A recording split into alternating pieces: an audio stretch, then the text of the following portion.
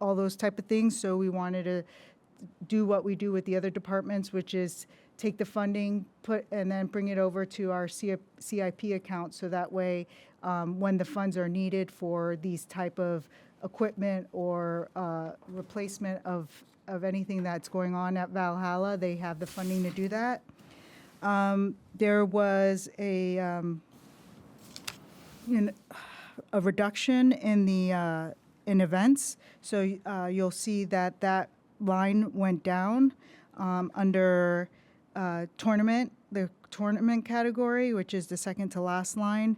And that's because they're seeing that they're getting more revenues from green fees and cart fees. So they were trying to downtick the events and make sure that they left room for the green fees and cart fees, because that's where they're actually seeing a better rate of return on the revenues. Is there, for the capital outlay, is there a potential projected project that would be used for, or just starting to build reserves? We've had to start upgrading the HVAC system. There's 7 units down there. We just upgraded 2 of them this year. Okay. There's 4 more that have to be upgraded. Eventually, we're going to be looking at possible windows, general maintenance, and we used to just take the CIP building fund and kind of rob from that. So we're really just kind of focusing on the golf course and the irrigation system and really focusing on the infrastructure of that facility. Okay. And just to point out as well, what has been happening in the past is the general fund would just automatically take, if you look at the sheet here, you'll see that Valhalla, ever since COVID, has been making us some revenue over expenses, and we've been just taking that and netting that to our general fund. This is an opportunity to start taking some of that and reinvesting it into the golf course.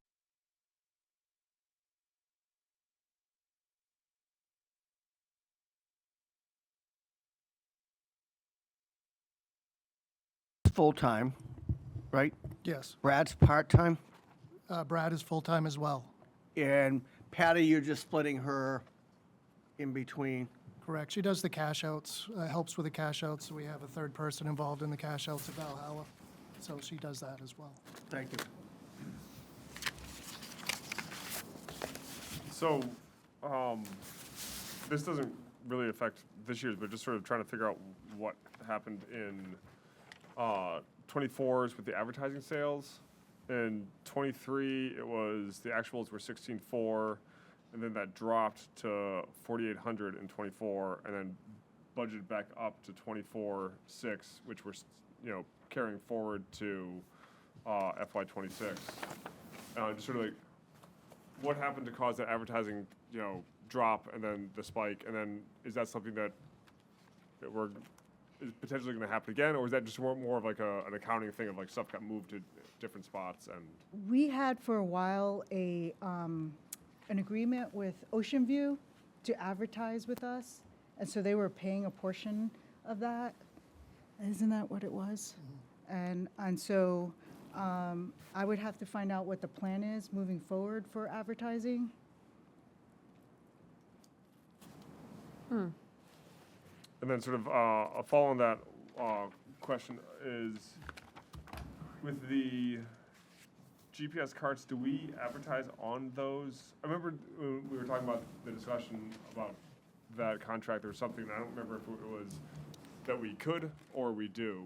And then if we do, if we're getting more carts, why are we not expecting to see an increase in the budgeted advertising revenue?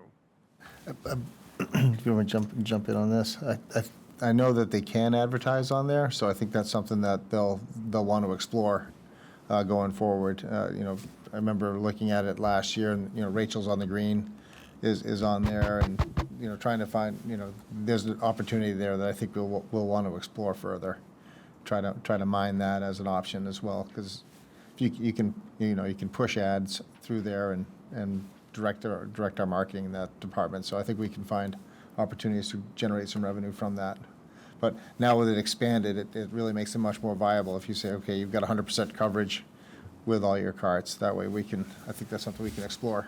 But that's not something that we have currently. Okay, Not at the present, but I think now that we do have that 100% coverage, that'll, it's a stronger case to. yep, definitely. Is that something we can anticipate to see in this budget from a sales perspective, or are we just expecting it to be zero, and then if we make something, we make something? I think that's where we'll go as we explore. And then year two, I think we'll probably be able to report better and say, okay, you know, getting a slow start to it this year, and then have a plan for next year, and maybe come back and say, well, we had some, let's say, some bycatch revenue that was established this year. If we explored that opportunity, and we could say, all right, now we know this is viable, we can maybe market this more and expand our footprint on there. Okay. And the lease property lost? That was a reallocation? Did we move that somewhere? What's that? The line 0037-0565, the lease property, there's nothing in the proposed line. Yeah, that was where they originally put the lease for the tower, the cell tower. Is that Okay. what you're talking about? Yeah, Yep. that was. Yeah, the- and okay. that really, we made sure and moved it over back to the clubhouse. Perfect. Are there any other questions about this budget? Go ahead. And this is, again, just sort of wondering what happened in the past and how we're looking at going forward. Going to the practice range, in FY '23, the actual was 6480, '24 it was 0, and then budgeted for '25, and then again for '26, it's 3250. Until, that's a pretty steep drop, but then even if you looked at '23 to '25, that's, cut in half. Yeah, what happened with that was during one of the windstorms, we lost the net that is in the back, the driving range that protects the golfers. We couldn't get it fixed that entire season, so we had to shut down the driving range. Okay, so that was '24 was because of that, and then '23 or '25 and '26, are we just saving a bunch based on '23? Like that FY '23 it was almost 6,500, and now it's down to 32. I like that, but Yeah, I think, double check with Nick on that, it's, basically on, if I understand your questioning, it's the revenue for the driving range or the expenses? Because some years we have to buy a lot of golf balls, and other years we don't, and it fluctuates back and forth. We have to buy pads for the driving range. There is net maintenance, there's also a ball washer in there so it's kind of like hit or miss. Some years we don't have to buy balls, some years we have to buy a lot of them. okay. And then the sport program expenses, there's a change of 1250. Just, are we adding more programs? That's why the costs are going up, and, we should also see, more revenue because of that? Correct, or- you'll see a corresponding revenue with the programming. Okay. So and that's for lunches and paying some of the staff. And we put an expense in, but we also have a revenue that offsets it. And on that note, this year, the Golf Pro did let me know that a lot of our programming, especially the youth programming, is all filled up already for Valhalla this year. And for the first time, it's all Cumberland residents. Oh, wow. Love to see it. Bob, what were you going to say? I've been bringing my old book with me, and it's, if you track a longer period of time, you start to see trends. And Right. a lot of the things that you just mentioned were the inverse in 2019, and it's good and bad. The practice range in 19 was 3969. 3,900, and 23 was $6,500. Sport program expenses in 19 was $53,000, and here this year it's $33,000. It's $20,000 difference between in 6 years. So, I don't know, I don't know anything about golf, so I don't know anything about trending. But, I do know that if you look at a longer distance, you know, you see other things. And at some point, it might be nice to see a 10-year run of maybe some major components of our budget. You know, one of the things that I want to see, and I like to see, is heating units, you know, what is our BTUs in a 10-year run, and when I see them climbing, and I know I've got solar, I'm saying, okay, why is that, you know? My BTUs should be a flat line year to year to year, unless there's something, you know, people leaving windows open, people turning thermostats up, you know, or am I offsetting it by my solar field, then I should see that, you know, if I add a heat pump, I should see that as a drop. So, you know, I'd like to see those 10-year trends. But, you know, other people want to see other things, so. I don't disagree that I think the trends are helpful. Yeah. Denise, sorry, go ahead. I'm sorry if this was already asked when I wasn't here yet. On the golf memberships, is that an expected increase in people getting memberships? Is it also memberships cost going up? What's going on with this mic? Yeah, And we our- did increase the membership fees by 5%. We did a lower increase on the green fees because we know how many members we have. And so we did increase those memberships and the greens fees. It really depends on if we have a rainy year or a sunny year, on those. And are our fees pretty much on par with, Yes, we The fees? make sure we benchmark against other municipalities, other municipal golf courses and golf courses in the area. cool. Thank you. Bob, did you have another question? Comment, credit card costs, and I'm going to go ballistic when we get to recreation. It's a huge number. And I know Bailey's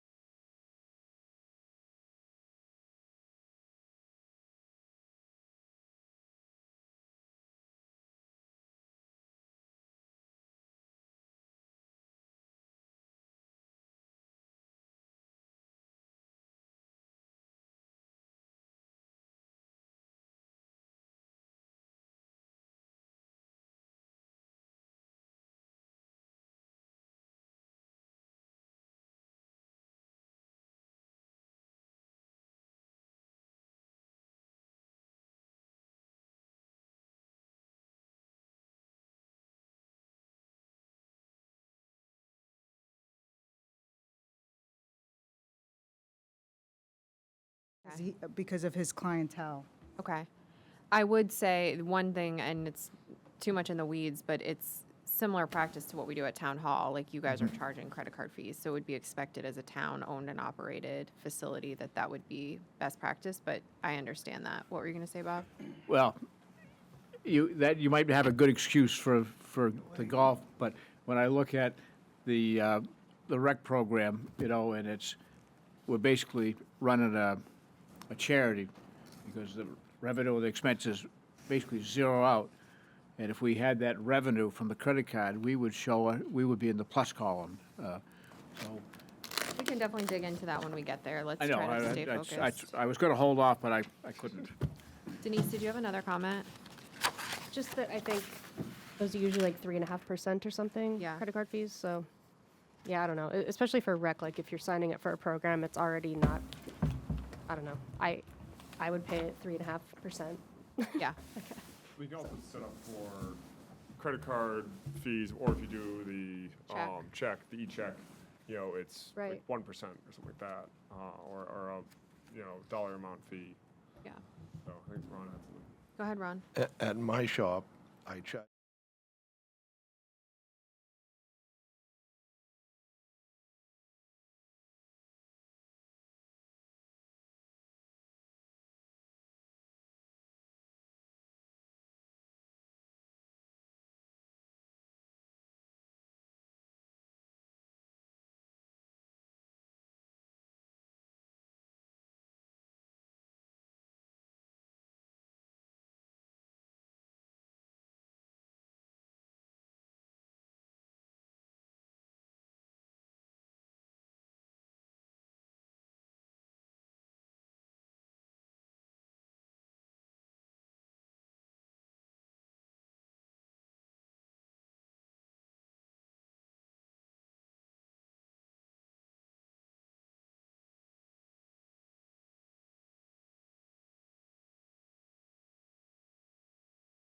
5 at 81, and then up to 80, just over 86.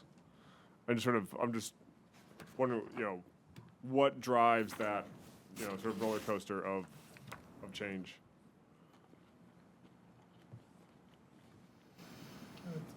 It's really, some outings we've not taken back and we've taken on others, or we've tried to scale back the outings because they put a lot of pressure on the course. And folks that have bought memberships or want to get greens fees, and we have an outing every Friday and they can't come in, or we've got an outing every Saturday morning. So it's kind of the fluctuation back and forth. We're just kind of saying, okay, we're only going to have this many outings with this many people, and this is what it should cost. This is what we should generate for revenue, and this is what it's going to generate for a cost for the outing. The outings really, the groups cover the greens fees, and they cover the food, they cover cart fees. So it's really, it is not a cash cow, but it's something that we're trying to scale back on, because we really have a lot of golfers that want to golf at Valhalla, and we're not really kind of over flooding ourselves with revenues, because we could have, with outings, because we could have outings every day of the week and have no greens fees or no memberships. So I'm not sure if that answers your question, if that's kind of on the... Yeah, I don't golf, and not familiar with things, sort of the ins and outs of all that. So just sort of trying to, I can easily understand sort of if something's just sort of going up or going down, but the fluctuations, it's just like, why? It's really just a shift between large groups and smaller groups, and not having as many. Okay. So it's really kind of a guess what we're going to have for revenues. Okay. Yeah, Shirley. Can I just add some context to the credit card discussion too, is the reason you saw it go up last year, or a couple years ago, in both Valhalla and Recreation, is they switched to online scheduling. Yep. And the credit cards were really, Nick purchased a program a couple of years ago that allowed scheduling tee times online. So there was a cost savings in personnel, but it also, and there were fewer errors. Yeah. So but it was a needed cost in order to implement that software. Okay. Thank you.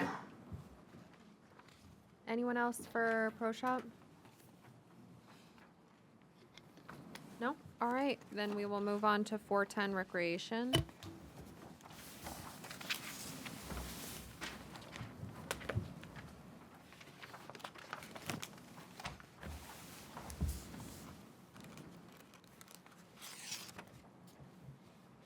Helene, did you want to start with anything, or we good to just? Yeah, go? overall, just the way REC is built is by program. And I believe a couple of sessions ago, I provided you a actually breakout by program versus by just seeing all the revenue on top and the expenses on the bottom. I think that's a little bit harder to see that way. It's really important to look at it by program so you can see what is generating, what's not generating, and how they're managing each program within itself, and how those additional revenues is what covers basically the overhead that is at the rec department.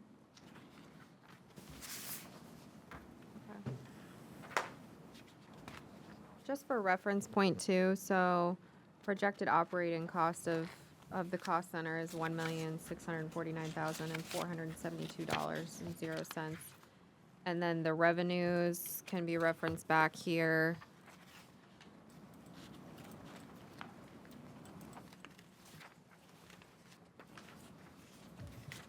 Sorry, 1 second. Yeah, so the net is about $3,677. Where? So, okay, got it. Right here? Where am I missing it? Right there. Okay. That's not a lot. So if do you have any intel into the credit card processing number?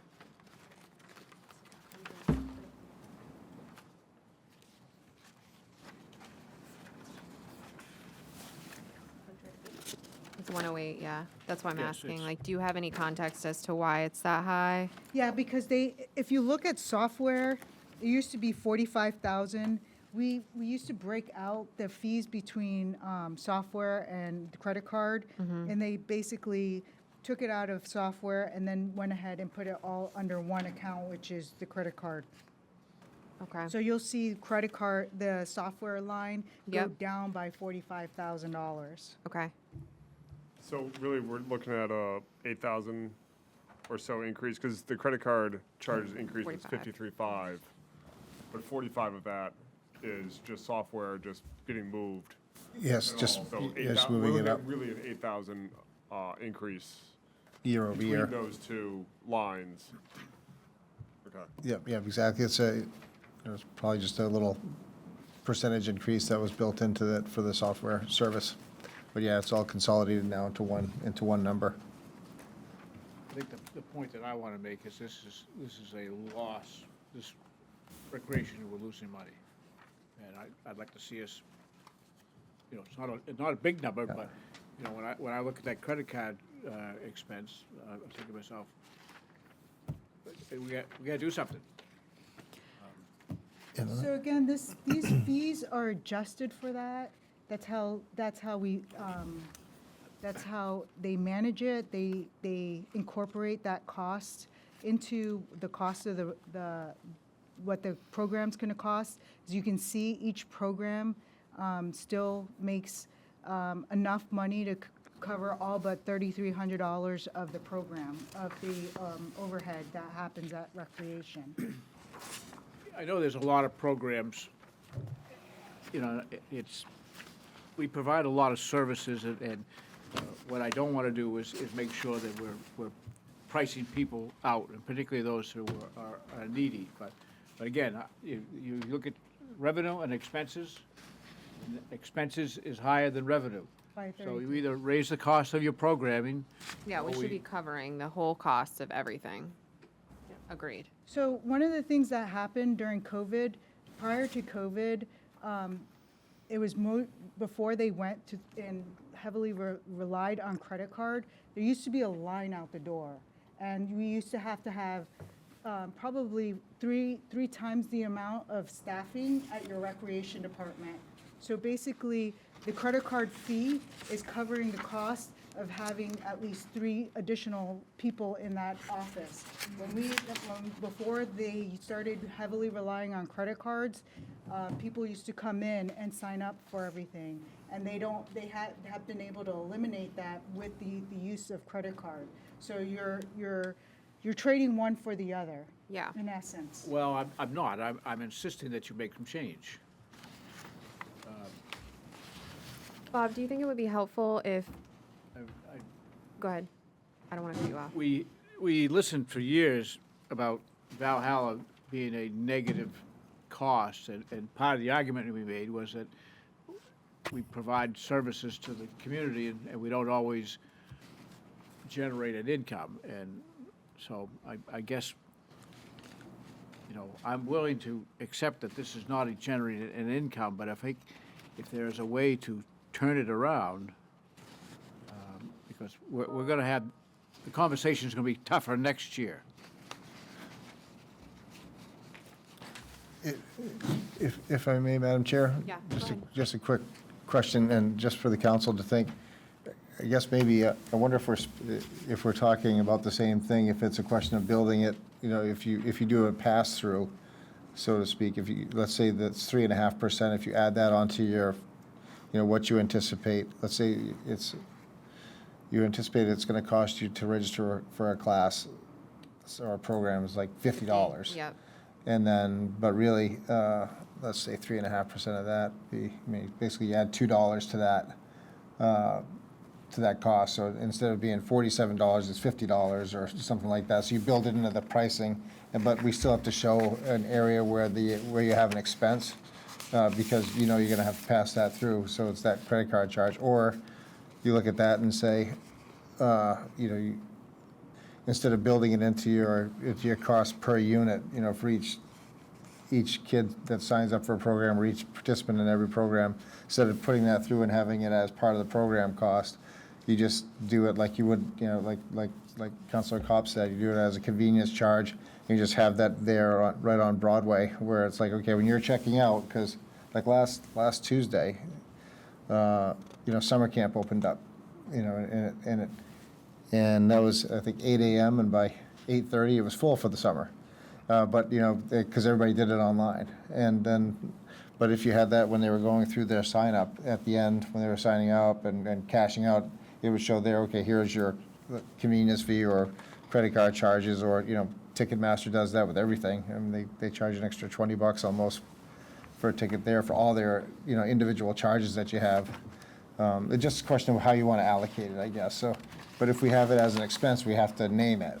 You know what I mean? Because we're writing a check to somebody, so that's why it shows that, 108 grand that's going to go to the credit card companies. But within the revenues of all the other programs, that $108,000 sits already in the revenue. So instead of it being an expense to the town, it's a pass-through. So we could do it either way, or we could do that and still charge a convenience fee above and beyond it.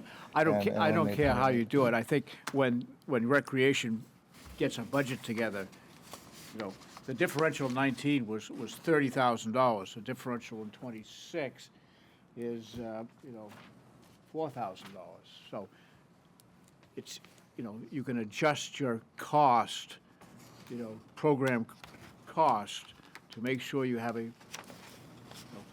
a neutral budget, if you will. Agreed. Yeah, and the biggest thing is you don't want to come out in the red. So Certainly didn't want to come out in the red in 2019. And with some cushion, though, is Yeah. my point. Like we can't be shaving, but it's not just $3,000. To me, I look at this like we need to have some percentage of a safety net, right, for unexpected expenditures. So like being that close is concerning because my thought is that there'll be some other overages that put us a little further along there, and so it feels like we have no cushion in an area that really should be a net zero budget, right? Right. Or positive. Yeah, or a positive. And if you're selling out of day camp, my messaging there is as a resident and as a counselor is like, then we should be growing our day camp program, and that's an opportunity to generate more revenue. Sorry, you had a hand up? Yeah. Go ahead.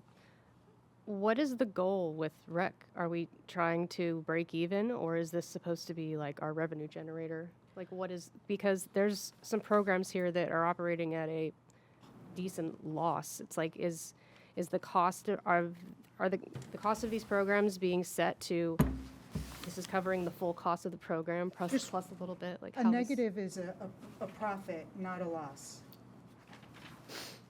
So I believe there's got it. only Yeah. one program. Well, yeah, there's there's only one, and it's the swimming swim. program. Swimming. Yeah. And that's because we pay the athletic guy over at the school to run that for us. That's my bad. I got a B- in accounting, so Well, all these, Every program the makes a revenues profit. But don't still, have yeah. their- I think the most important thing is I'm trying to position ourselves for 2 to 3 years out. And so if we can better position ourselves today, the pain isn't going to be. Yeah. I don't think the community should be paying for the rec programming, like out of their tax bill. I'd like it to be a net zero. Madam Chair, if I may, just one thing to think about. The challenge with some rec programs, and just thinking about is you're making assumptions at this point, Yeah. thinking about best case scenario. Like last year, I think it was a close margin, if I recall correctly, overall. So. In some years, it could show, I mean, ultimately, you look at the past year actuals, and they are, they end up showing the truth, like the truth, sorry, the end product, Yeah. where it's at. So you want to be a little conservative on, I mean, you want to be accurate on as close as you can on your expenses, but you want to be conservative on your revenues, and and you want to That's fair. underpromise and overperform. So that's why you'll find, but at the end of the year, for instance, like, you'll show that profit, but you don't know by how much it is, but you want to know at least with your forecast coming out, coming out of fiscal year '25 and starting fiscal '26, you want to be confident that you are at least going to break even and maybe show a little gap, and then, but anticipate that you'll do better than that, if that makes any sense. For instance, like the COVID year, you know, everybody just said, you know, heck with it, we're going to write off the programs completely, whereas Cumberland ran a successful rec program that year, Cape ran a successful program that year, and it saved their bacon, and it provided a great service for the community, and the kids had a place to go, and it worked out well for them. So in this case, you know, in a lot of sense, what you're doing is you're almost playing, you know, you're almost playing poker. Yeah. With a sense, because you want to be at least making a profit, but it'll come out it'll be hopefully a greater amount by the end of it. But this is kind of like your most conservative case scenario. When you project revenues, you always project conservatively. Yeah. And then you pat yourself on the back when it comes in higher. Yeah, and that's But I kind of think what when your game is when you look here. at programming costs, you want to at least start making a dollar. And you'll see on, you know, especially on the summer camps and that type of programming there, they've got great actuals on that. Like, you know, part of it is, you know, you can host X amount of kids at a cost of so many, and you know what your labor costs are going to be, and you know that's going to be fully subscribed. So that's kind of the foundation of what you're building your program off from the, you know, and that's really the big number in the revenue side of it, or in the recreation programming side of it, and then from there you want to build. And some classes or some programs may be more successful than others, but on that one there, you know, you can build your house off that number, and then go from there. And the only limitations to that really are square footage and staffing, and you know, transportation. You could probably use, you know, other areas in town, but how are you going to get like kids who, especially like aftercare and before care type of program? That's a little bit, that's part of the challenge there with just the programming cost and revenue side of it, because there's only so many places where you can hold that. Okay. Ron, I think Bill, Bill, you had a question? Yeah, just, when I was running my business, my off-season, I did a different job every year, and one year I sold credit card processing machines. I mean, honestly, Bill, what haven't you done at this Well, point? I've done a lot of stuff.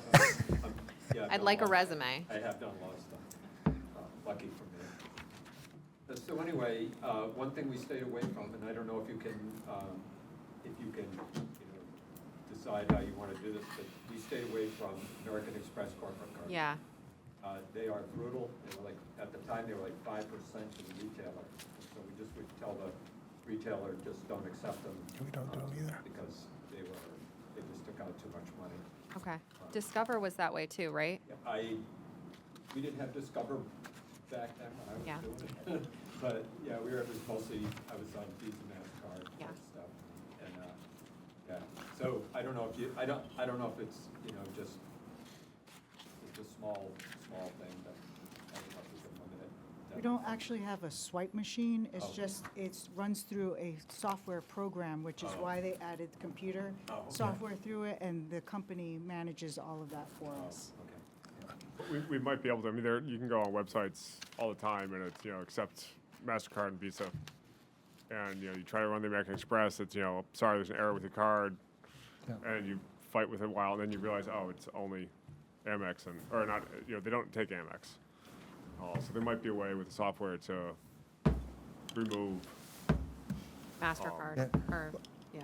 American Express or Yeah, Discover. I don't think we do American Express. But I know Discover, a lot of towns used to use Discover because they didn't charge Oh, a fee at all. And, because when I was, you know, a much younger man starting my career in Auburn, that was the only credit card they took, but it was in Lewiston, Auburn, and they had Sears. So a lot of people in Lewiston, Auburn had Discover cards because it came through Sears. So that's the only card they would take because they didn't charge anything. And then it eventually grew, and then they added on convenience fees when you paid for it. Ronald. Just, I mean, convenience fee works. I mean, and I know that for a Yeah. fact, but another thing that you might look at, I mean, everybody that signs up for recreation either uses a credit card or uses a check. Why not charge a $5 registration fee for every... Like an administrative fee. Exactly. Yeah. I mean, rather than do a convenience fee, let's just do a $5 registration fee for anything that they want to sign up for. Yeah. I mean, if you're making out a check for $50 to sign up junior, it's not gonna hurt to make it out for $55. Yeah. And the amount of children that this times $5, I mean, Pretty fast. Yeah.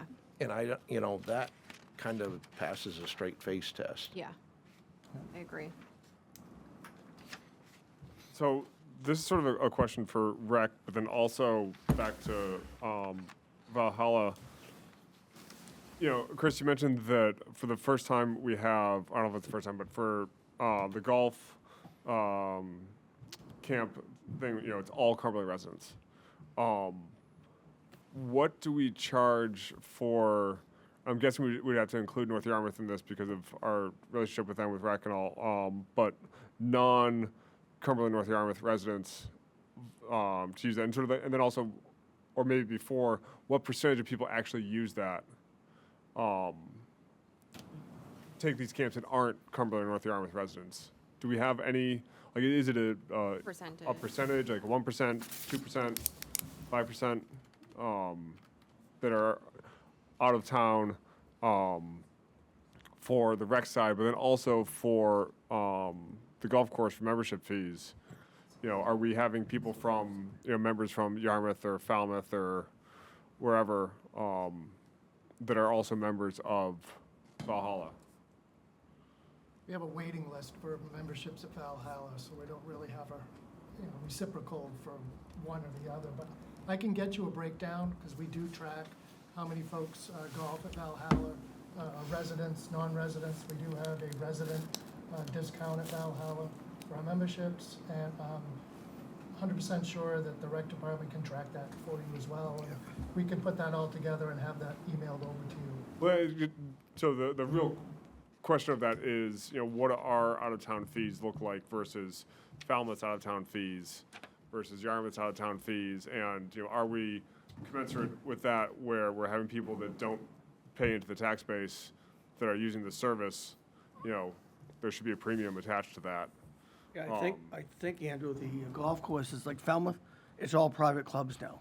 There's no public courses. Portland's the only one I can think of that's got a, Gorham got rid of theirs. We have Riverside, and there's one up in Thompson, but there rarely are a lot of municipal golf courses anymore. So you said it's all, we do provide just a resident discount at Valhalla, but I'm not 100% sure about Riverside or others. But again, I can get that information for you, and both Nick and Toby have this all blocked out into spreadsheets, and it'll be easy just to forward that along. It'll be interesting for you. Yeah, I don't have it available, but. Because we're talking about, you know, trying to get at least neutral on this stuff. The people that aren't here paying into it, Residents, yeah. residents, should be the ones, you know, I would think the first ones to put a little bit more in to use the facilities that they're paying, you know, the $50 or 75, or I have no idea what membership fees are at the golf course, or, you know, for any of the rec stuff. Tack it a little bit on to make sure that they're, you know, paying for that convenience. Especially our youth programming down at Valhalla, when we open it up for registration, we open up to Cumberland residents first. And then there's a period of time, and then we open it up to all residents. And like I said before, this is the first year that all Cumberland residents have filled all the slots. Councilman Magoon, to your question too, for recreation at least, fees are stated at the end of each, this is off their summer brochure. Fees are stated at the end of each program write-up, and non-residents pay an additional $10 on most programs. And then senior discounts apply to those, but ultimately, yeah, non-residents outside of Cumberland and North Yarmouth will pay an additional $10 on most programs. I think it'd be good to know, you know, does Falmouth charge $10, or are they charging 20? Or in Yarmouth, Yep. and, you know, Yep. others, are we on par, or are, sorry, the golf pun, or are we, you know, well below that? Sure, no, we can find that too and get that back. That's a good one to have in the queue. And, go ahead. Well, just so you know, Andrew, in the last 5 years, Valhalla's become a lot more desirable to play at than it ever used to be. The quality of the course is way better. Shirley knows, and I know, and Mike and Bob. I mean, the quality of that course is way better than it was 5 years ago. So there's a lot of people that would like to get in. Like Chris says, there's a waiting list. So, like you say, I don't mind charging somebody from Falmouth more money to come play, so. Supply and demand, we've got the supply, the demand's going up. Exactly. I Right, think I Shane? heard, Ronnie, that we have a 200-person waiting I list. believe. We should have a tariff. Yeah, 200, yeah. But all Cumberland residents are gonna get in. right. Oh my God. Everybody else can push back. Okay. Denise, did you have something? Yeah, I was like fact checking myself before I opened my mouth, but I was just gonna say, I remember when we signed the kids up for hockey lessons in Portland, not being a resident, I thought we paid like 50 more bucks or something. Yeah, Being a and non-resident. $10, it seems lower. It was years ago, but we, we're too late to sign up for soccer in Cumberland, 8, 9 years ago or something like that, and did it through Falmouth, and I feel like it was at least like 25. But I also, that's however many years ago, and so I might be way off, but I think it'd be good to know, where are we? And if we're really low, then, especially if we have in-demand things, I know, especially if there's an open spot in a day camp or a youth program or something like that, a little later when everything else in your town is filled up, you're looking to get the kid in there, even if it means that you're going, next door and paying a little bit more. Yeah, I also think like so much of this too is like the wear and tear on the spaces we use, and like for a resident that's living here, they're paying those taxes or paying for that in other ways, and for a non-resident, they're not. They're just kind of getting off scotch-free if it's just $10. So, what were you gonna say, Denise? Just kind of like the fire budget, it would be cool to know where the changes are on some of these things, like camp supplies, after-school program, it's like, just the difference in the budget before to now, it's like 63 or something thousand difference, but just seeing where it would be. That's think just for- like my nitpicking comment. For all of the cost centers. Yeah. Having that, it went up by $2,000. Why? Why? Right. Whereas one of them did a really good job. It was a Wait till we get to Works or- insurance. Yeah. I Is there? have a question. Okay, go ahead. In the, maybe this was answered and I didn't catch it, but the swimming, $58,000 wage details. And I look, and I add up the cost there and it doesn't, can somebody explain that to me?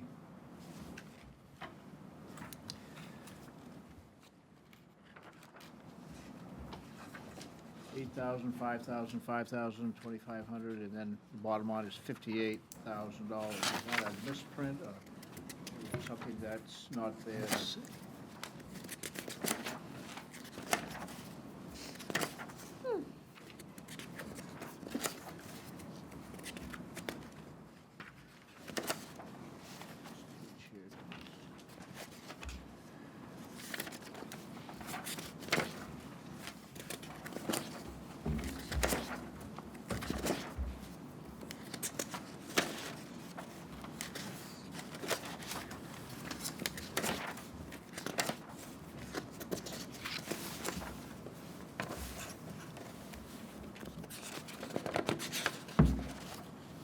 And then adult fitness is $38,000.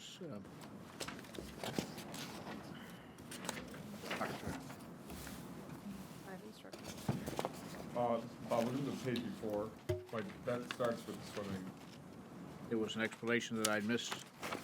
I don't know if I answered the question, but swim lessons, you got 6 instructors. So yeah, swim 50 starts on hours, the page 31,000. before. If you At the start on bottom. the previous page, swim starts on the previous page.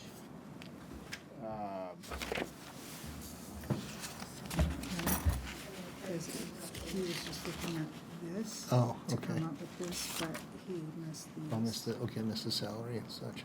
The swim lessons and the swim staff for the summer. 103 is 40. That's $35,000 Right there. So that's just a continuation, but it's, all right. To be continued on the following page. Yeah. All right. Yeah. I think that.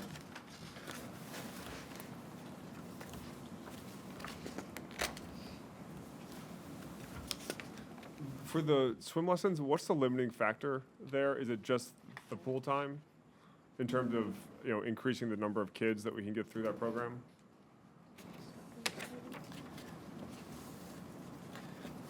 Start a swim program at It's time and lane space, the number of people you can have. If you have, you can't crowd it too much, I guess, for lack of a better way to describe it. So it's usually a square footage issue, so you can only have so many. But it's plus hours of availability. I'd like to see, working with the school, making sure that we can get every kid through, basic water safety.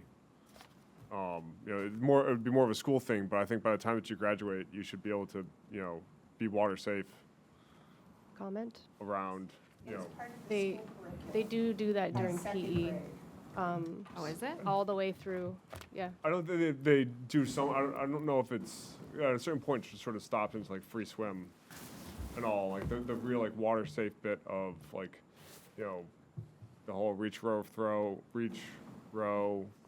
go thing, and like ice and all, and like not just the being in the water aspect of it, but being able to like tread water for X amount of time and all.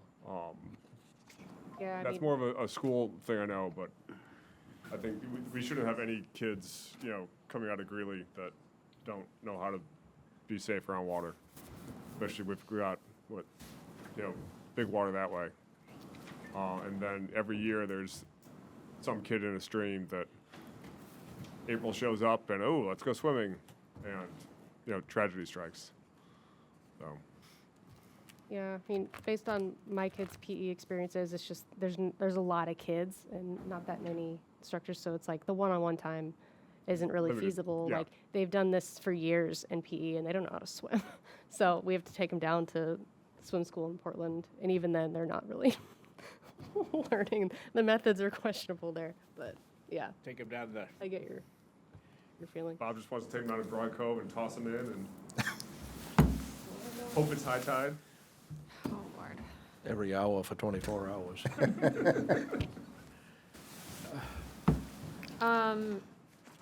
One just kind of housekeeping thing. Has there been any conversation about not doing the mailer brochure anymore, or has there been like surveying done to see if that's something people still want? Is that a waste of paper? Could we do a better job having a digital online presence?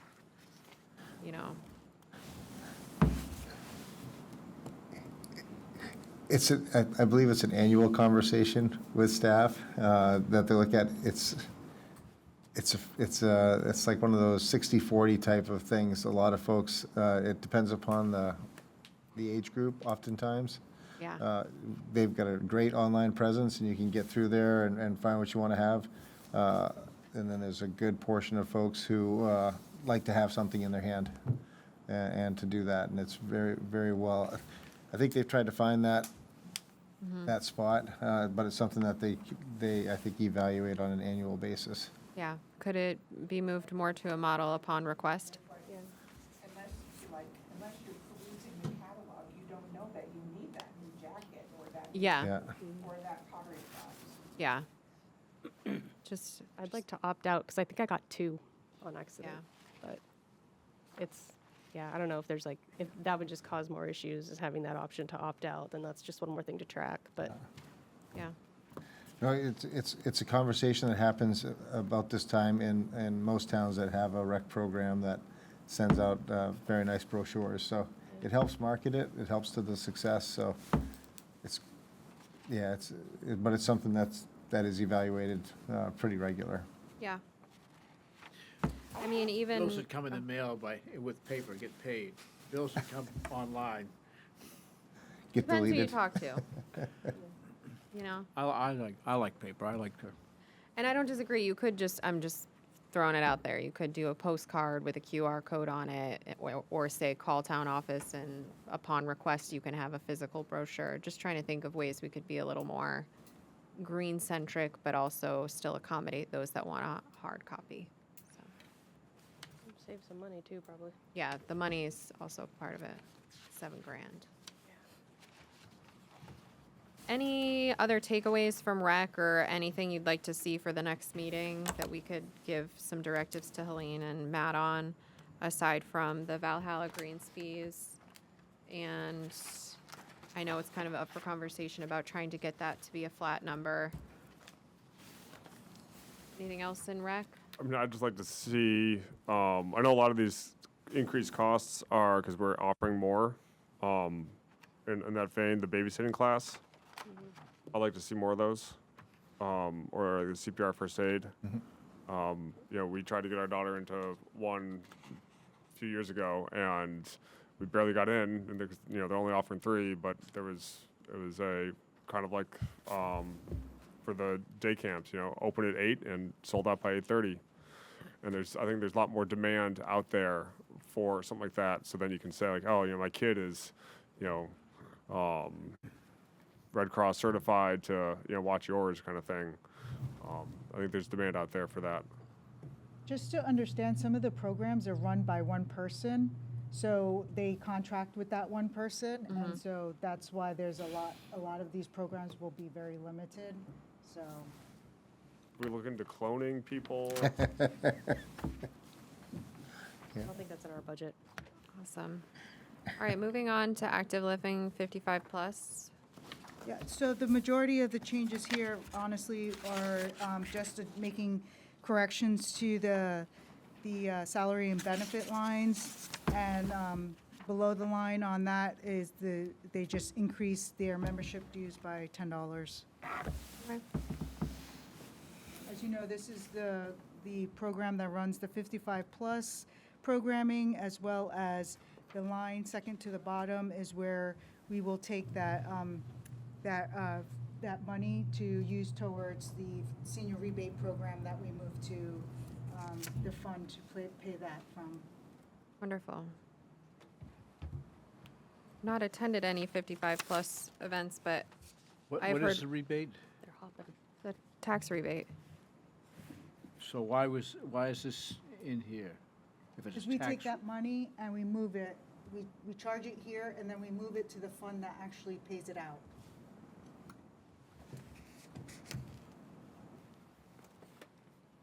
I didn't hear you. We take the charge here and we move that funding to the fund where we actually pay out the rebate from. Because right now the rebate's about 100 and so. 110,000. 110,000 was the last time how much it costs. So what we try to do is take a portion from the budget and then a portion from either like year-end fund balance. We'll transfer some based on what our needs are for that account. Because we just don't know what the amount that we're gonna end up spending year to year is. So this is just where that line item sits. It sits in this cost center. Okay. It's okay if you don't understand. Do you need more clarification? Are you saying I'm stupid? No, you seem like you might still be confused, so I just want you It's to, just a placeholder for the money. yeah. No, I get it. I get it Okay. now. Yeah. I was not trying to be rude, Bob. I- Just trying to make sure you knew. So a quick question on the telephone. In the last page of the binder, I appreciate the notes in here of some changes and why things are. But for the telephone, it says canceled AIP phone, but the budget stays the same. I think that's from the previous amount. So they used to have a cell phone specifically for that program. So is that note just a holdover that didn't get deleted from a previous year? On the spreadsheet line, yeah, on page 1, that would be, yeah, I think it's just an edit that needs to just come out. Okay. You can drop the ampersand in the CAR. Or, sorry, AIP, sorry.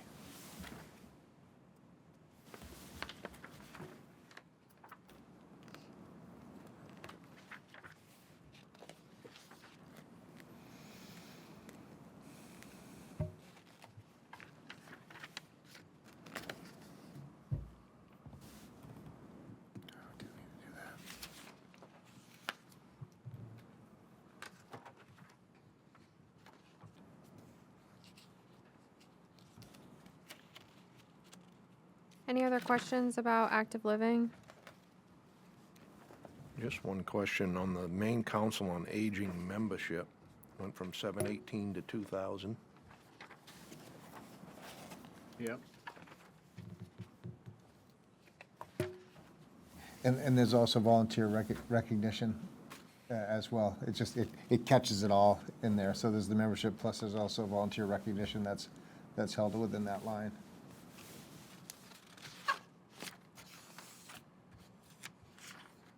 So to make sure I'm following, so, Part of that would be the membership in the Maine Council on Aging, and then the remainder would be specific to volunteer recognition for gifts and thanking people for helping out. okay.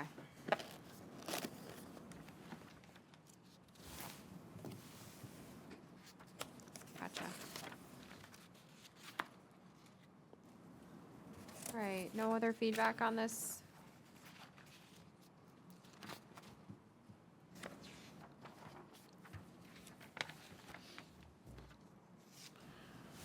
All right, I'm good. Good? All right, let's move on to 430 Parks. So the biggest changes in parks is the adjustment to the athletic fields expense. This was due to a higher utilization there at Twin Brook. So there was a cost increase for our field paint and the fertilizer. And so they're making adjustment for that, as well as park infrastructure. And it's just that basically the porta potties rental costs went up. Can I also add under athletic fields, I apologize. On my spreadsheet, I've broken out the increase in cost of fertilizer over from 2020 to 2024 for paint, but it didn't show up in the printable area, so it's not in your Excel sheets. And I can forward that along to give you more detail of the increase in the fertilizer and the paint as well.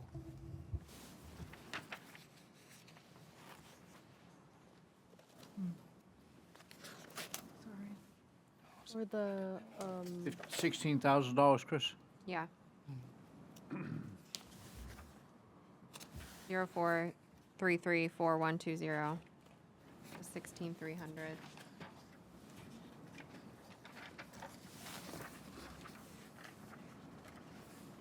Is this a contractor? Where are we buying this stuff from? We have paint suppliers that we get either from bag or aerosols, so we have paint machines. This is for the baseball fields, it's for all the soccer fields, the lacrosse in the spring.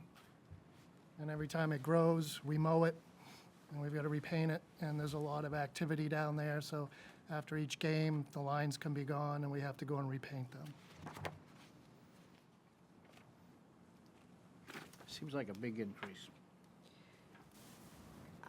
Out of curiosity, for Parks and Rec, for example, if, say, you're selling a soccer camp or whatever, are we allocating any of the funds per person from the soccer camp for like grounds and maintenance, like funds at all? Is there any like subdivision of cost in that way? Like, for example, if you sign someone up for T-ball, are we subdividing out or allocating it or accounting for like a $10 fee per child for like painting and whatnot, maintenance of the, you know what I'm trying to say? Does that happen at all?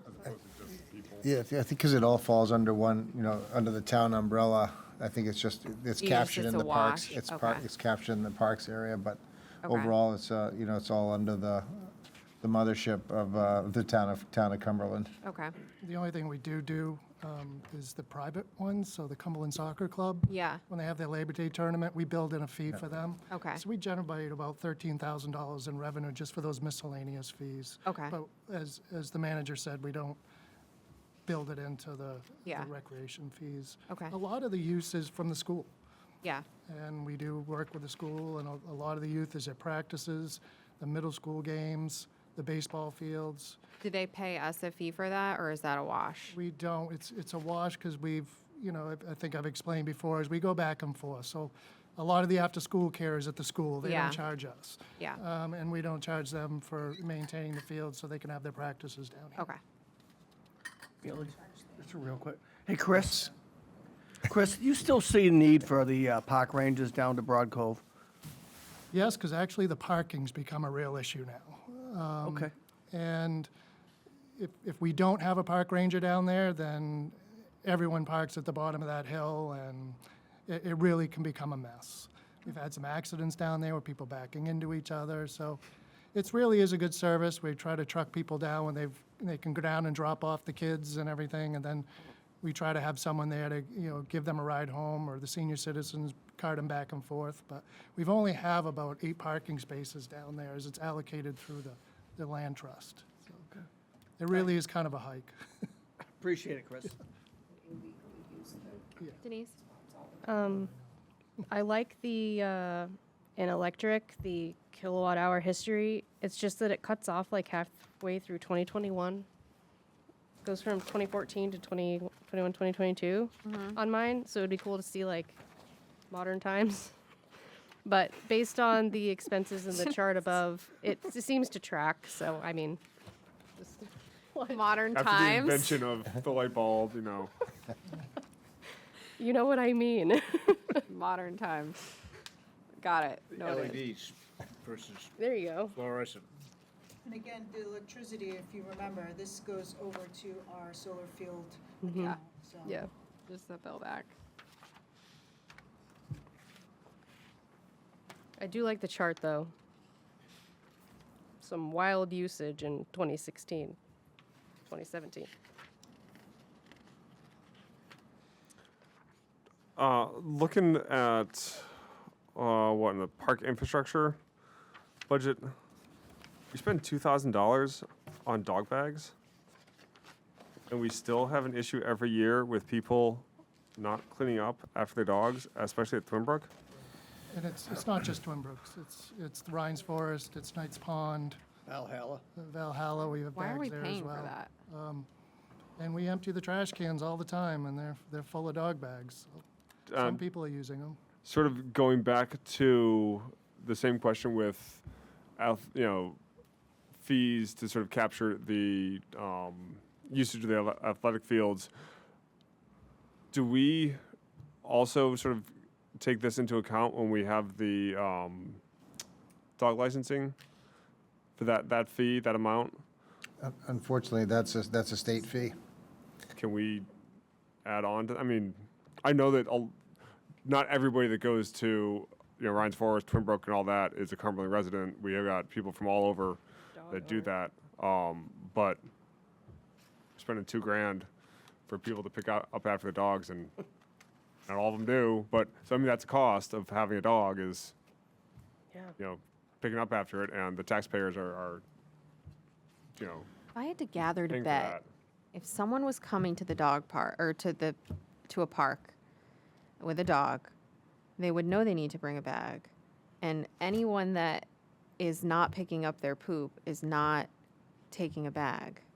You know what I'm saying? I always carry a shovel. Right. No, my point is like I don't know that. I would agree. I feel like that's an expenditure where it's like why are we paying for this? Hey, Ronnie, you and Shirley want to take on the dogs again?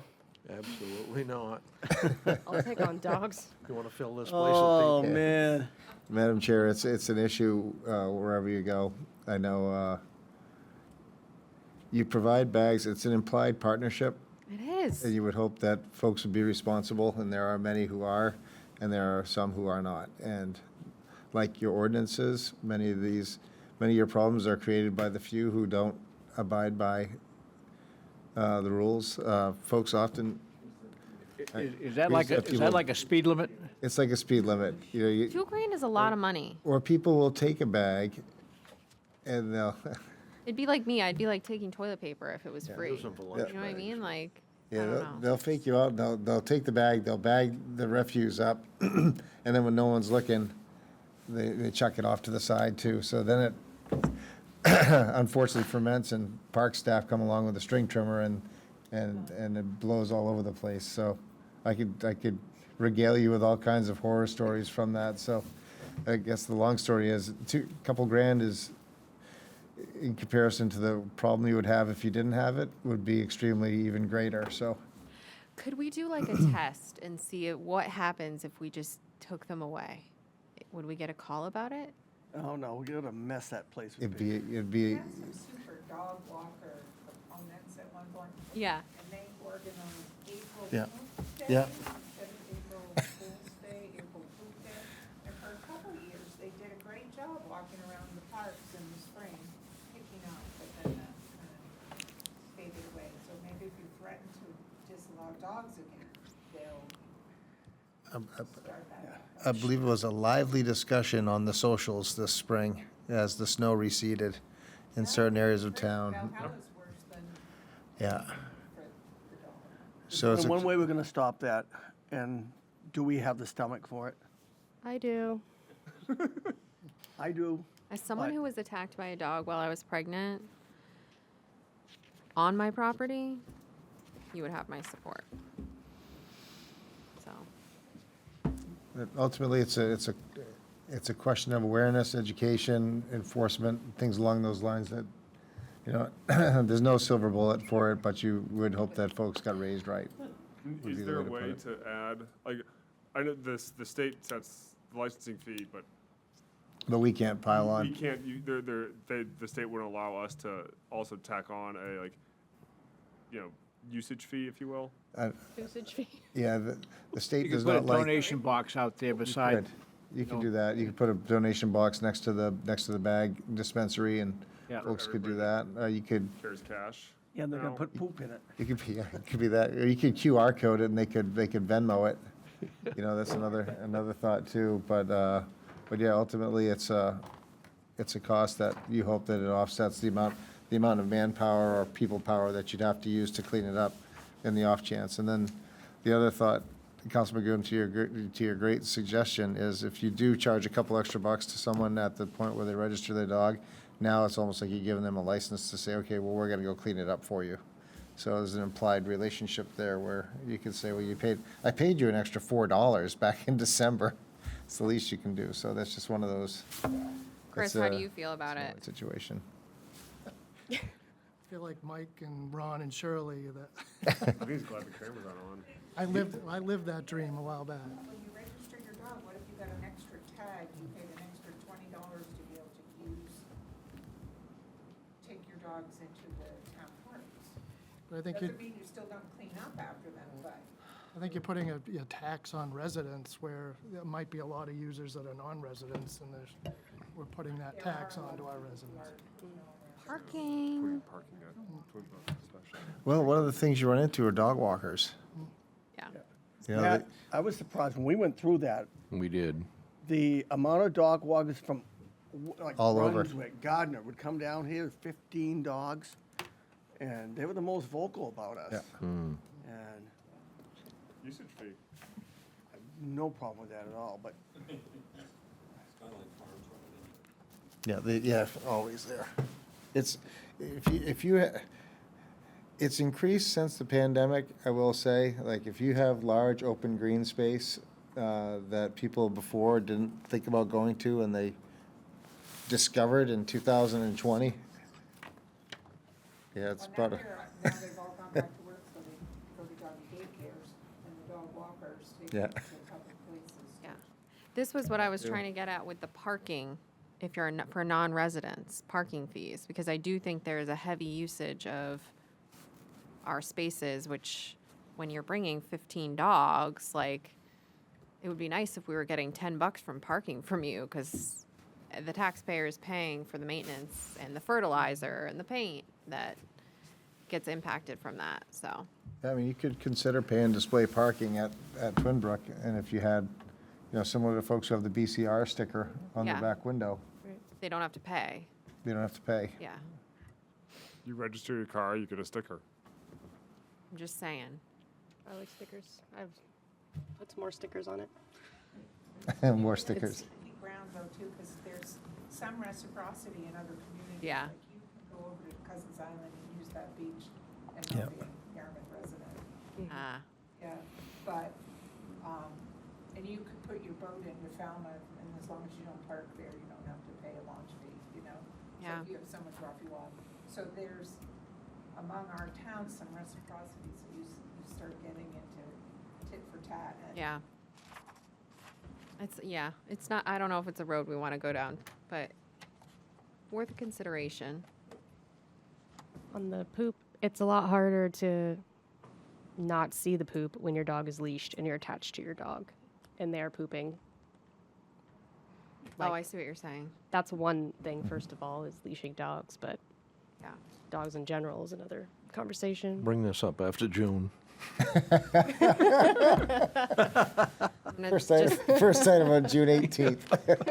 Shirley and Mike know. I mean, honest to God, we spent more time on dogs than we spent on anything in the 18 Anything. years. It was brutal. chickens were a close second. Yeah, yeah, Chickens, how many chickens can you have? yeah. If we could just get people to turn their lights on when it rains. Yeah. All right, we're getting off track here. Anything else for, So Parks. one other question. We've got in the same park infrastructure, we got $5,000 moved to LCC. Where does that show up in the conservation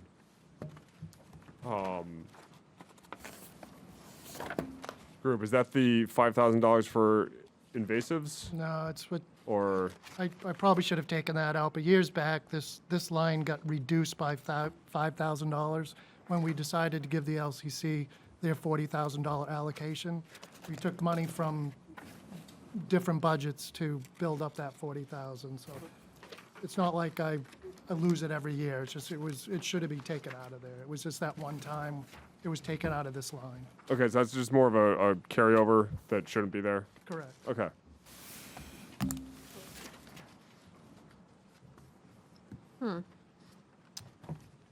anything else for, questions for parks? Cost of fertilizer, Chris, we bid that out at all, or just buy it as we need it? Buy as needed. We do it with a joint purchase with Valhalla because we get a volume discount, and we use a lot of the same stuff as Valhalla. But again, I did have it all broken down with the costs, and I'll make sure that I send that out to Helene, and she can forward that out to you, so you can see that broken out of the increase. Some of the increase were around 75 to 100% over the past 4 years. Wow. Not to drill down, but, you know, I look at lubricants, fertilizer, consumables. Are these something that we should be buying with other communities, or county looking for better ways to buy things? What I'm currently doing now is similar, is volume. We do buy it with the school department because we share a facility. So we do group purchases and buy a drum rather than buy the little containers. Right. And we do share like the DEF that's mixed with the diesel fuel. We'll buy that bulk with the school department. So we are kind of doing that in-house, but I haven't seen anything with GP Cog, and the manager may know. Are they still doing lubricants, multi-bid? They don't do lubricants. A lot of things they do are your salt purchases. If they felt that there was the opportunity to, they'd explore it. Cog would. I know a lot of what they'll do is cutting edges for plows, salt, or the big ones that they'll have. They looked at heating fuel over time, and towns found that oftentimes they can negotiate better rack rates where it comes, but they're always open for it. But right now, they don't have let's say, a bulk purchasing program or cooperative purchasing program that we can explore.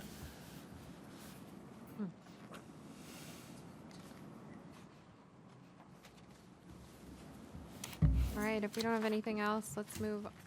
One more thing on the parks is I noticed at Drown Road maintenance, or when we were doing the affordable housing project, there was a lot of conversation regarding the just general status of like the fields over on Drown Road.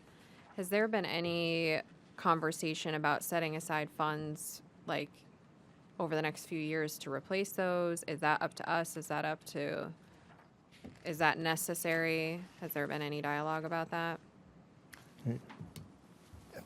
The only time there's dialogue is when we were going to take the fields out. I know.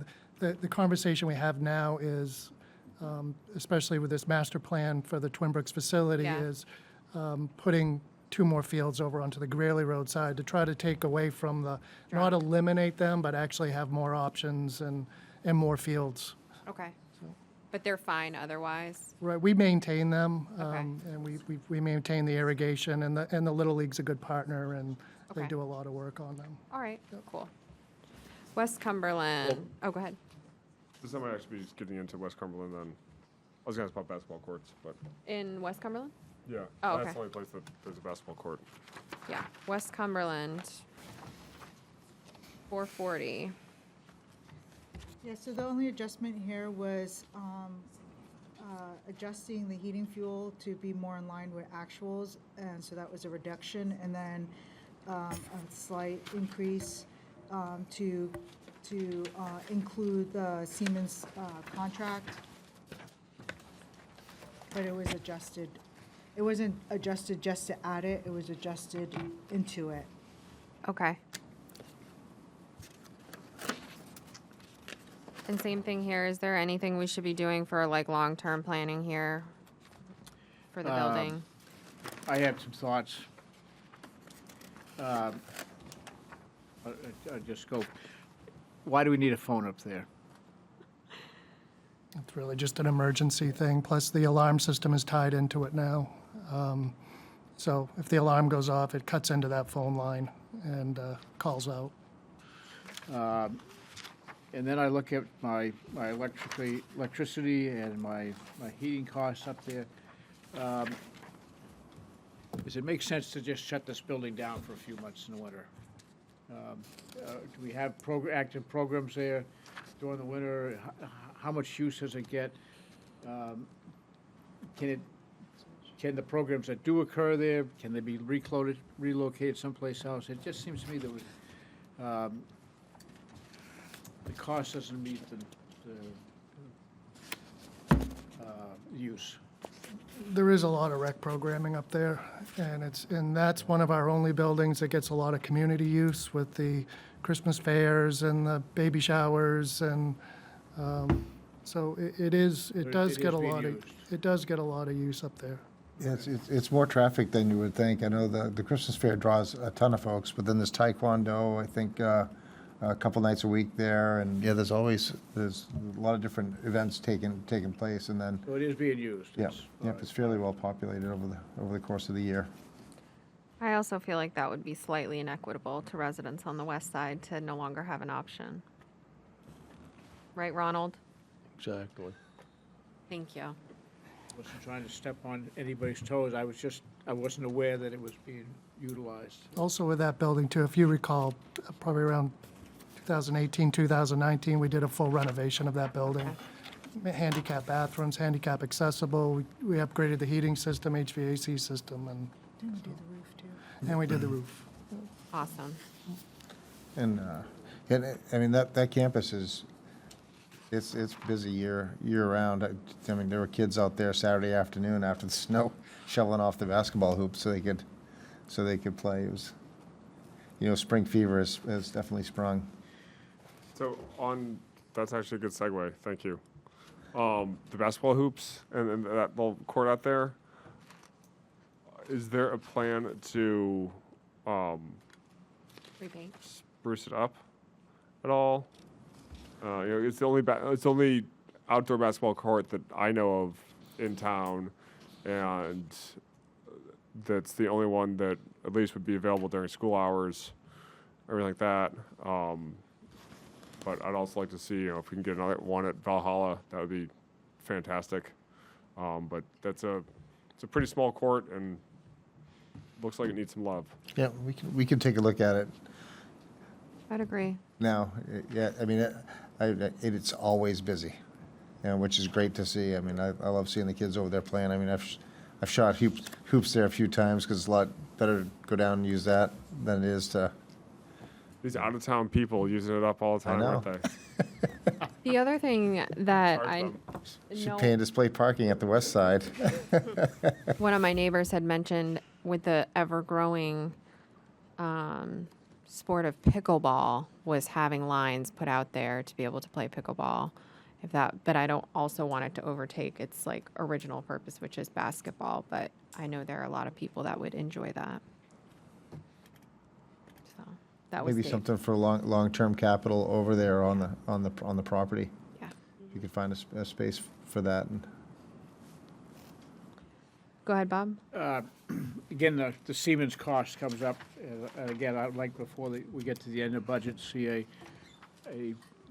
that the contract, if you will, or all of the cost centers, and then are we incentivizing them to, with this contract, to see some reduction in costs with the efficiencies, or are they just, there's nothing like that in there? Chris, I'll defer to Chris on Yeah, that. it's just really a preventive maintenance to make sure that our units are getting maintained up to A the lot level. of money for maintenance. It is, and we really haven't been consistent with our maintenance, which I'm seeing a downfall in a lot of service calls. And so we're hoping to see, with this program coming in and being consistent with all our buildings, hopefully our maintenance costs will go down if we're maintaining these properly. Well, I'd like to see some efficiencies too. I go into homes and, do remodeling and repairs and additions and stuff like that, and I see these air handlers and they got an inch of dust on them, so, they just, they're not working efficiently, or baseboard heating, it's, packed full of dust, and so, I guess I'm looking for something for this cost. Yeah. Go ahead. Does having that contract with them give us some sort of discount or something if we do need, like, repairs What's the done? benefit? Yeah. This isn't just preventative maintenance, this is also, I don't know. I'd be curious. Yeah, there's built-in discounts in the service calls.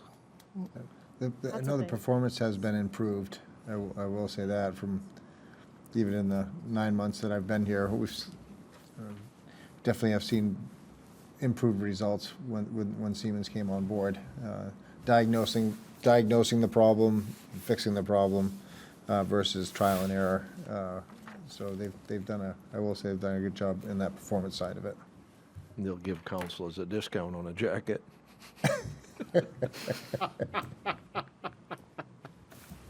It's much better now than it was a few years ago in here. Yeah. I mean, a few years ago, it would go from 50 to 80. I mean, Mike, I mean, it was bad. Well, the best is watching Tig and Bailey freeze and then sweat and I'm glad you enjoy that, Mike. cheap entertainment. Yeah, I definitely think, as just an aside, I think West Cumberland could use a little attention. So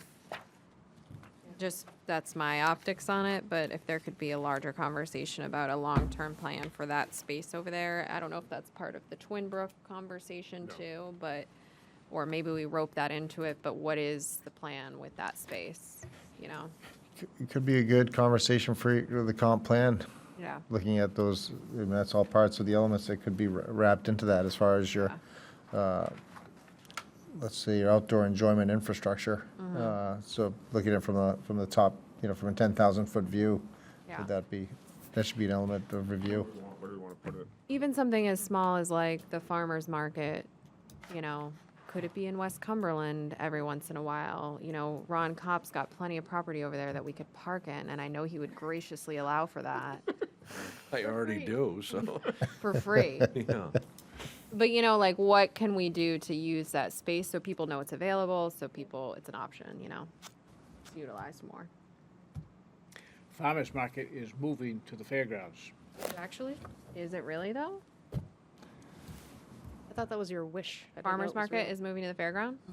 They'd like to, fairgrounds would be open to them moving over to the parking lot across the street from the fairgrounds. Oh, Be a great place for it. it would be, yeah. I have bigger plans than that, but just getting there will help them get a permanent space there Okay. to start. Well, there's no plugins in that Yeah. field. Yet? Okay. I don't know. All right. There's no power. Yes, I know. Okay. All right. All right. Throw some solar up on those buildings. I don't know. All right, moving on. Does anyone have any other questions for West Cumberland? Library, 450. So before we start on discussing the increases, something that kind of like stood out is that we just realized, and we didn't catch this before when we were doing the reviews of the departments, that we noticed that they did a flat across the board on their utilities of 10% increase. So we're going to go back and review and make sure that those are budgeted based on what the actual expenditures are expected to be and not just a flat 10% across the line. So just wanted to point that out. But overall, what's happening with this budget is they're doing a replacement on the assistant director to make it a marketing and communications position. And they're also amending one of their part-time positions to be a full-time position. Some of the adjustments also that occurred here was making corrections to the retirement distribution between ICMA and main PERS. The equipment maintenance line, normally you are seeing those in the building maintenance. The library built that Siemens contract piece for them in the equipment maintenance line. Under building maintenance, they increased it in order to maintain painting and carpet cleaning. They also have a capital outlay line. This is so that they can do purchases for furniture and shelving as they come in. Currently, what's happening there at the library is they had some funding that had been donated to them in a separate fund, and they've been really overutilizing it, I believe, and so heavily, I wouldn't say, they've been heavily relying on that fund to ensure that things are kept up to date, and so she wanted to start building it into the operating account, so that way they don't totally diminish that funding that they received in donations. Also, the contract service line increased. This was due to rate increases for their cleaning service and the van delivery that they have. Computer maintenance, there was an increase there due to the increase in the subscription renewals. And then again, under generator, there was an increase for their generator expense maintenance contract.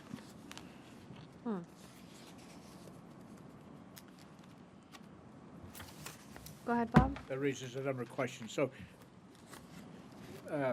why are we carrying the generator in separate entities? Why don't we just carry that as a one under general administration or something like that? It's the same. Somebody's contracted out to it's like fire extinguishers. One guy checks all the fire extinguishers in the whole town. So can we just maybe move that and take that out of the library and say this is generator town-wide? I think what we're trying to do is keep it tied to the cost center and the building that it's at, similar to fire, like the fire department up the street. A lot of the items there that are associated with that facility are held within their budget.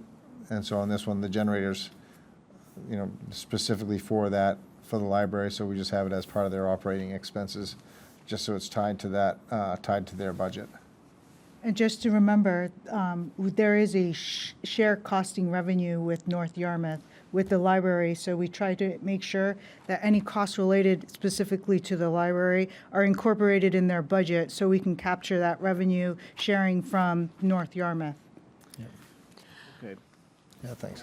The Siemens cost, and then the line underneath that, potential unanticipated costs.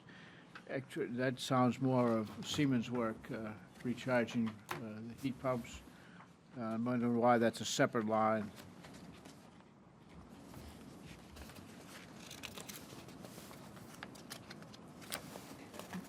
That's more of a buffer in there for any other unexpected expenses. We haven't seen that with any other of the cost centers. I mean, like I said, the Siemens contract is for preventive maintenance, but if they blow a check valve or whatever, then that's a cost to repair it. That wouldn't be included into the Siemens general maintenance contract. I know, but we didn't see that $2,500 in any of the other, it's not building maintenance down here, it's not in the fire department, it's none of our other buildings are carrying that, a line item like that.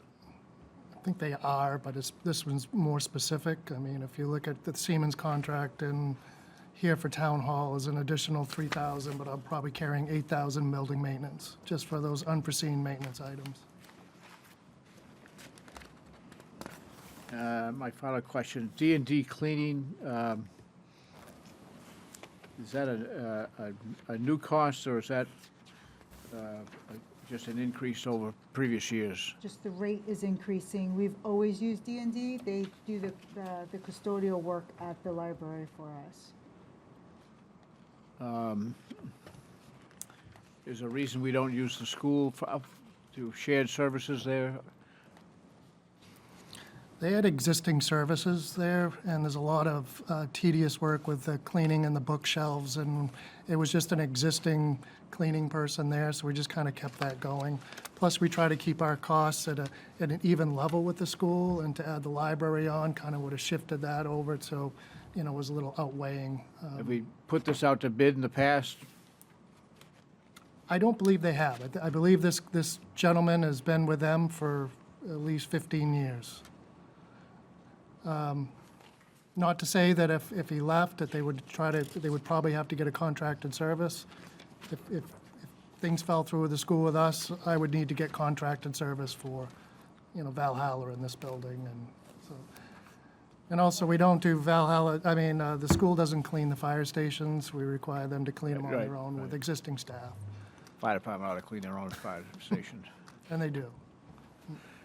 So you feel this is a reasonable cost, and we probably wouldn't do better if we shopped it? In my opinion, I don't think you're gonna do better if we put this out to a contract. Yeah, 'cause Plus, we got, go ahead. Yeah, I was gonna say, it's daily, weekly, and monthly cleaning. It's for the amount of square footage and I guess you could say the labor, that's probably a pretty darn good deal. I think that's all I had on the library. The generator, out of all the buildings in town, do all buildings in town have a generator? All of them except for Valhalla. All of them except for Valhalla. And so from an operational perspective, if the power goes out, it automatically kicks on. You can't I'm just thinking if we have a snowstorm and, the library's closed, but it still kicks on, is there any cost associated with that, or I'm just wondering necessity versus, is it necessary to have a generator for the library? You also remember they need to require certain areas a certain humidity. Yeah, So that's probably why they have a generator there for their maintenance of their the air quality for their certain parts of the building. okay. I just don't know how that stuff works. And Chris, do we need a generator down Valhalla? Actually, I am pricing out for a transfer switch. We do have a spare generator that's sitting over on Stiles Way that we still maintain, that's on wheels. So I'm looking to get the rec center up and running, because a lot of times we use this facility for basically a warming shelter and a charging, Yeah. where that facility would be better, bigger, Yeah, bigger bathrooms. It would be more conducive to that type of emergency situation. So Yeah. we're looking at doing that into maybe the restaurant too, so the restaurant could open and could feed people. So yes, we are looking to do that. Great, thanks, Chris. and with the library as well, if you thought about an extended outage of power, having the library as a resource for internet access, other, charging station, warming station, things along those lines, it could definitely serve once, if you have that as a staffed area, that could definitely be another good resource that could be available if staff could, if staff could get there. Okay. Less questioning it, more just I don't understand how that works, so curious. Yeah. And then you guys are gonna double check on the heating, telephone, internet, water percentages. Yeah, Yes. that's all gonna get adjusted. Okay. And then, have they hired someone for the marketing communications position yet? Yeah. So were there any cost Pending budget rollover? approval, Madam Chair. It's pending this approval? Yes, ma'am. So have they saved, I'm assuming they don't have an assistant director right now. Has there been any cost savings on the lack of salary pay for the gap? It's about a $50,000 savings for one. No, in part-time wages, we're booking about 50 there. Okay. So, and there is some savings with, with Thomas's retirement and Stacy Yeah. coming on board, and then with that position there, that would be coming in less than where Stacy was at before, so. More so saying like, if we haven't had an assistant director for like a lapsed period of time, Yeah. this excess salary hasn't been paid for, say, the last 4 or 5 months, is there any anticipated savings in this calendar year? Yes, Yeah. there's savings. That book's in FY '25. Okay. Yep, so you'll find that at the end of the year when you reconcile and you look at your overall expenditure, so you'll find that there's going to be a savings there on wages. Is there any reason she can't go ahead and replace that position now? I'm assuming she's short. I think we could advertise for it, but I don't like to get ahead of the, Okay. ahead of the sled. But I haven't heard the council come out here tonight and say that this is a horrible idea and we shouldn't be doing it, so I think we could, at I this more so point. just feel bad too, because she's like, if she's down an assistant director, it feels weird that we're making her wait until we approve the budget in May. How long has she been without an assistant director? We're not. December? We're not holding that position up. We are, You just said we were. Yeah, no, I wanted to make sure the council, make sure that we were in decent shape with the council. If Okay. council came on and said, we don't think this is a great idea, then, Yeah. Stacy and Thomas have very different backgrounds. Yeah. Thomas didn't even, he was a director. Yeah. He's a librarian. Yeah. So the leadership model has changed. Yeah. I can't tell you how impressed I am when I was sitting on the expansion committee, and they are super mindful of the community and the tax burden on the Yeah. community. But they feel good Yeah. about where they're at right now. Good. And the collaborative working with friends and, and the historical society. It's a boat not to rock. yeah, and I know a lot of this when Stacy and I were talking as she was, looking to advance up to become the director. We just had a lot of conversations, and she was saying, I've got some ideas as far as reorganizing and how things should be done, and being mindful of, of all the employees there and how everybody would slot and trying to make that work going forward, because when you have a change, sometimes there's an unease that takes place for a while, so I think that's where she was looking at, trying to be mindful of that, They but also had I think it's a good. directive from Bill before he left. Yeah. To run some of the programs in North Yarmouth, because North Yarmouth was paying a certain Yeah. percentage Yeah. of the library programming, so like he set a goal for them to run 20% of their programs in the community center, and also use the insurance center, so. I just don't want to hold her up, that's all.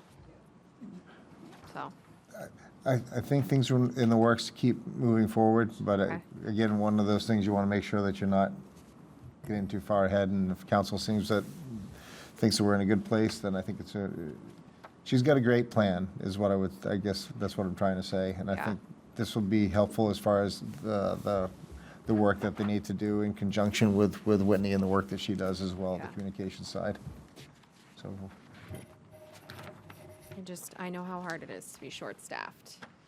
What were you going to say, Andrew? That was good. Oh, So Denise has it here. You mentioned Whitney, and my next question, looking at the computer stuff, is these subscriptions, and wondering if we can pool those for use here and at the library? Like, I see Constant Canva, contact.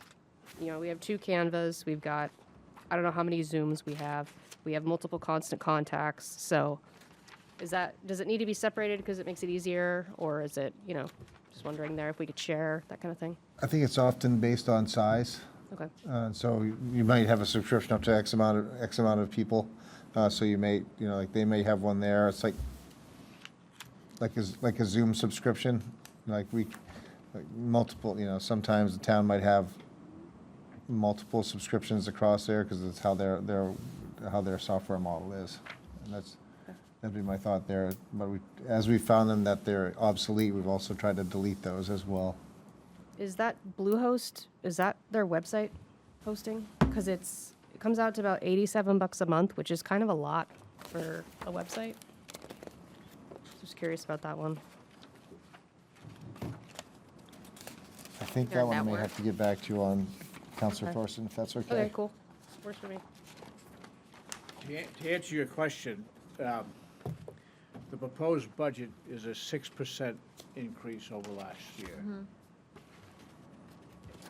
I'm going to recommend that it's less than 6%. And, you know, the town manager will be left with, you know, I think we've made a lot of suggestions about what we think changes and cuts or adjustments can be made. And so, but I wouldn't say cut a specific position.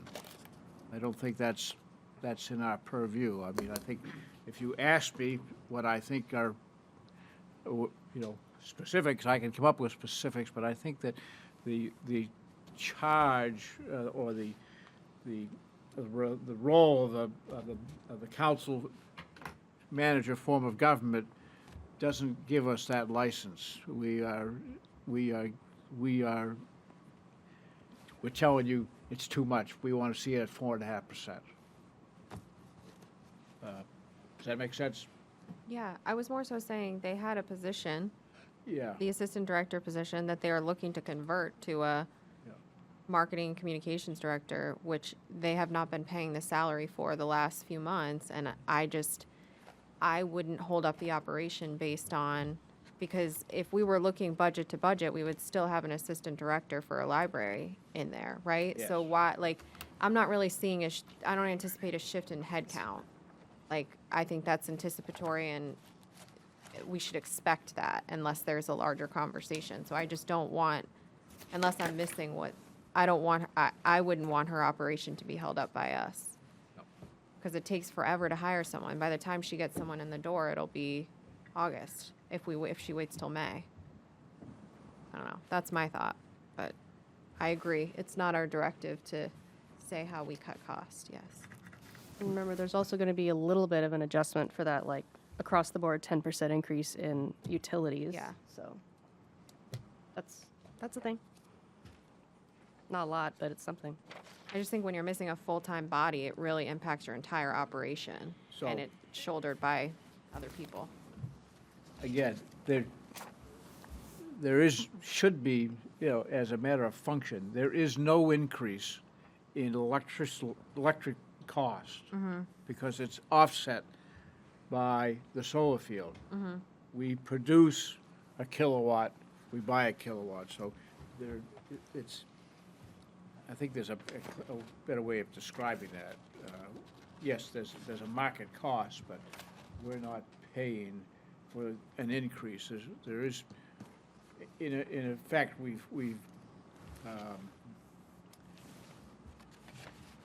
we've negated any increase in cost of electricity for the next 30 years.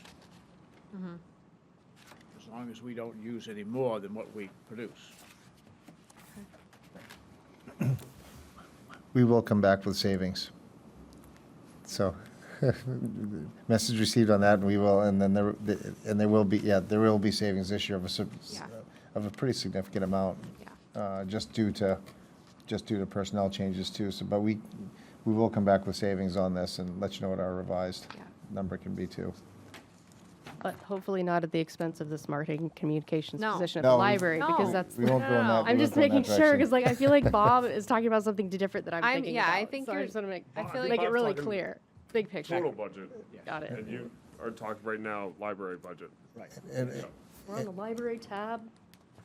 It is That's the where whole I'm budget at. book. and the other item, you know, to Finance Director DiBartolomeo's point is roughly 35% of the net budget is offset by revenue from with North Yarmouth's assessment to the operation too. All right, are we good to end it there? I feel like we have some good next steps. 37. Just a reminder for our friends in the audience, next budget meeting will be April 14th at 5 o'clock PM. Helene.